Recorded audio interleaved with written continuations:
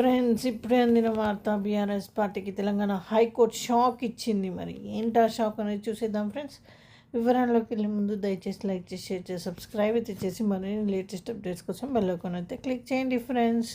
అయితే BRS party Telangana హైకోర్టుకు చుక్కెదురైంది. నల్గొండలోని BRS party కార్యాలయాన్ని కూల్చేయాలని అధికారులు ఆదేశాలు ఇచ్చింది. 15 రోజుల్లోగా పార్టీ భవనాన్ని ఖాళీ చేయించి కూల్చేయాలని స్పష్టం చేసింది. అలాగే బీఆర్ఎస్ పార్టీకి ₹1,00,000 జరిమానా విధించింది. ఆఫీసు నిర్మించాక అనుమతి ఎలా తీసుకుంటారని ఆగ్రహం వ్యక్తం చేసింది. తమ పార్టీ భవనాన్ని కూల్చేయకుండా ఆదేశాలు ఇవ్వాలని బీఆర్ఎస్ పార్టీ వేసిన పిటిషన్.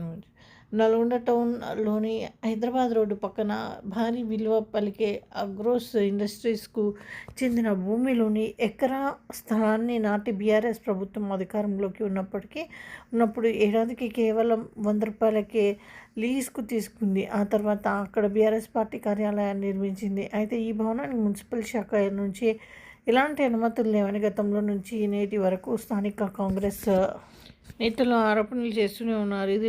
ఇదిలా ఉంటే ఆనాడు బీఆర్ఎస్ పార్టీ అధికారంలో ఉన్న క్రమంలో ఎన్ని ఫిర్యాదులు చేసినా ఆ భవనంపై అధికారులు ఎలాంటి చర్యలు తీసుకోలేదని కాంగ్రెస్ నేతలు ఆరోపించారు. తెలంగాణలో కాంగ్రెస్ అధికారంలోకి వచ్చిన వేళ నల్గొండలో నిర్మించిన బీఆర్ఎస్ పార్టీ ఆఫీస్పై మంత్రి కోమటిరెడ్డి వెంకటరెడ్డి ఫోకస్ పెట్టారు. స్థానిక కాంగ్రెస్ నేతలు ఇచ్చిన ఫిర్యాదుల మేరకు ఆ భవనాన్ని కూల్చివేయాలని అధికారులు గతంలో ఆదేశాలు ఇచ్చారు. ఎలాంటి పర్మిషన్ లేకుండా భవనాన్ని ఎలా నిర్మిస్తారని ప్రశ్నించారు. ప్రస్తుతం మార్కెట్ రేట్ ప్రకారం బీఆర్ఎస్ ఆఫీసు నిర్మించిన స్థలం విలువ 2 కోట్ల పైమాటే అని ఆయన అన్నారు. స్థానిక మున్సిపాలిటీ ఎలాంటి అనుమతులు లేకుండా నిర్మించిన ఆఫీసు కూల్చేయాలని మంత్రి కోమటిరెడ్డి వెంకటరెడ్డి జిల్లా కలెక్టర్కు మున్సిపల్ అధికారులకు ఆదేశాలు ఇవ్వడంతో స్థానిక కాంగ్రెస్ బీఆర్ఎస్ పార్టీ నడుమ యుద్ధ వాతావరణం నెలకొన్నట్లయింది.